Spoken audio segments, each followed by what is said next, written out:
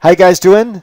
This is Neil, the art instructor at masterpaintingnow.com and at Udemy. Also best-selling author at Amazon for my book, How to Draw Awesome Figures. In this lesson, I'm going to show you guys how to do a sketch for this painting.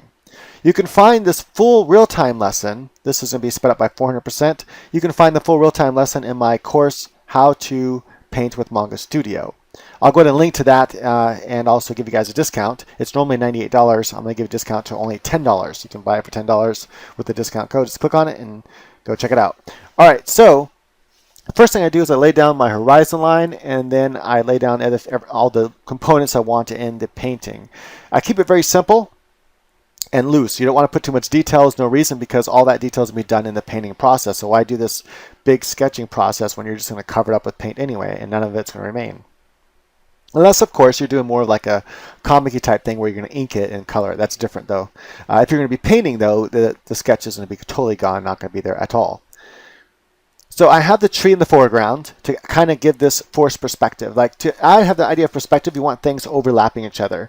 Having the overlapping of objects gives the illusion that things are going back into the background. Another thing, that's just a quick sketch for the monster that's going to be in the background there. I might go ahead and sketch out the trees and everything.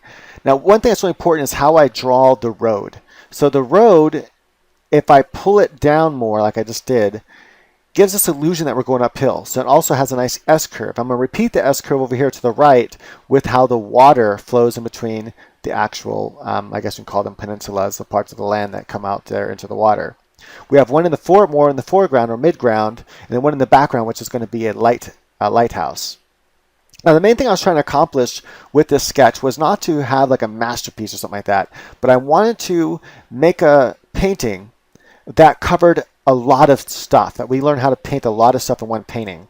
And this covered all that. It has fire, it has water, has a lighthouse with a external light source, how to draw that light source.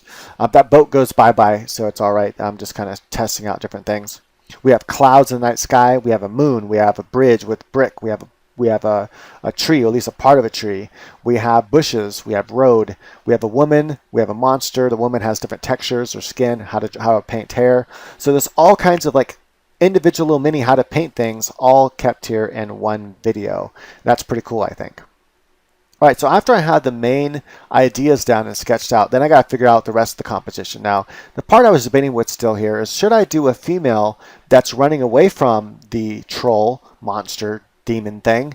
I think I ended up turning him into kind of a fire demon thing, basically, as you just saw there in the beginning. And I kept this pose really generic in the actual painting. I should have went more with this wide stance, shoulders pulled back, head kind of up. It would have looked more menacing. But again, the whole point was just to learn how to paint different aspects, not to like paint a masterpiece. I like the idea of the woman running, but I also like this other idea I came up with, and that was with this guy kind of with his back pressed against the tree, kind of hiding from the troll, but has a knife in hand. And I'll show you that in a second. We sketch it out. But just to kind of give this idea that he's like, going to sneak attack him, or he's just waiting patiently to see if the troll sees him or not. That has a totally different feeling. Just changing one aspect of the painting, whether or not we have a female running or we have a male hiding behind the tree, and the male hiding behind the tree has a weapon, so it's more of like he's more brave, where she's like actually running away. And she doesn't have a scared look on her face, as you saw there in the beginning. I decided to go with the female, obviously, but I think the male would have also been a good painting. I like the vulnerability that the female offered. Now notice that S kind of curve I have there that parallels the S curve of the road that is in the water. And then I put a boat way out there in the background just to kind of show perspective. If you can use an object that we already know the size of and throw it way in the background and make it tiny, it gives us an idea how far away something is. And that's also true of the lighthouse. I ended up making the boat actually smaller than that anyway in the actual painting. One thing I did wrong here with the windows, I wasn't paying attention when I was drawing it, is I drew the bottom sides, the bottom planes of the inside of the window ledge. You shouldn't be able to see that. It should be the top planes of the ledge. And I ended up changing that, as you see in the painting, but I don't know if I changed it in the actual sketch. I don't think I realized it until the next lesson.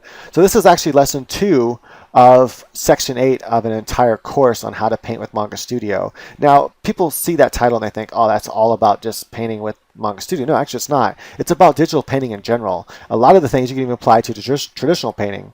It has things like composition and color theory and all that kind of stuff in it. But yeah, anyway, this is section 8. I go through an entire painting process from beginning to end. Lesson 1 was actually the thumbnail lesson, and then this is the sketching lesson. And so this is all in real time on the actual lesson itself. Right now it's sped up by 400%. The real-time lesson, I think, is about 15 to 17, 18 minutes long, something like that. All right, guys, thank you for watching. Do me a favor, go ahead and leave a comment below. I really appreciate that and what you guys want to see next in the future. All right,